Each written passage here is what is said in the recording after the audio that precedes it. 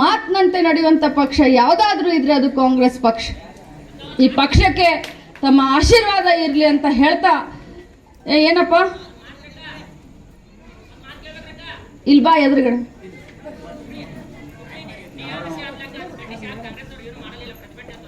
ಇಲ್ಲಿ ಬಾ ಎದುರುಗಡೆ ಬಾ, ಅಲ್ಲಿ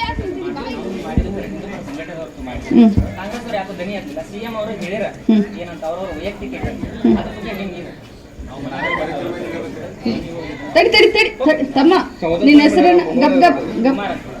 ಕುಮಾರ್. ನೇಹಾ ಹಿರೇಮಠು ನನ್ನ ಮಗಳಿದ್ದಂಗ. ನಾನು ರಾಜ್ಯದ ಮಹಿಳಾ ಮಕ್ಕಳ ಕಲ್ಯಾಣ ಇಲಾಖೆ ಸಚಿವೆ. ಗೊತ್ತಾದ ತಕ್ಷಣ ಅದನ್ನ ಖಂಡಿಸಿ ಅವ್ರ ಮನಿ ಮಠ ಹೋಗಿ ತಡಿ, ನಾ ಯಾಕೆ ಕಾಂಗ್ರೆಸ್ ನಾ ಬಿಜೆಪಿನ? ನಾ ಯಾರ ಪಕ್ಷದಕ್ಕೆ? ಮತ್ ಕಾಂಗ್ರೆಸ್ ಅವ್ರು ಹೋಗಲ್ಲ ಅಂತ ಹೇಳ್ತಿ, ತಪ್ಪಲ್ಲ ತಮ್ಮ? ತಡಿ ಕುಮಾರ್, ನಾ ಸರ್ಕಾರದ ವತಿಯಿಂದ ಹೋಗಿದ್ದೇನೆ. ಬಹಳ ಸಣ್ಣ ಹುಡುಗದಿ.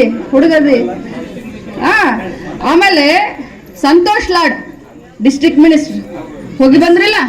ನಮ್ಮ ಮಹಿಳಾ ಆಯೋಗದ ಗಪ್ಪ ಒಟ್ಟ ತಡ್ಕೋಬೇಕು ಮಹಿಳಾ ಆಯೋಗದ.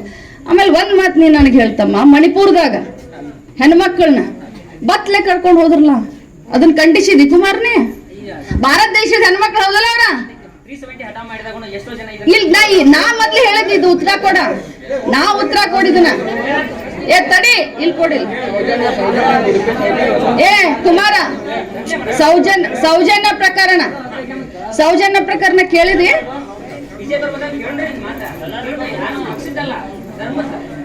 ಬಿಜೆಪಿ ಅವ್ರನ್ನ ಕೇಳ.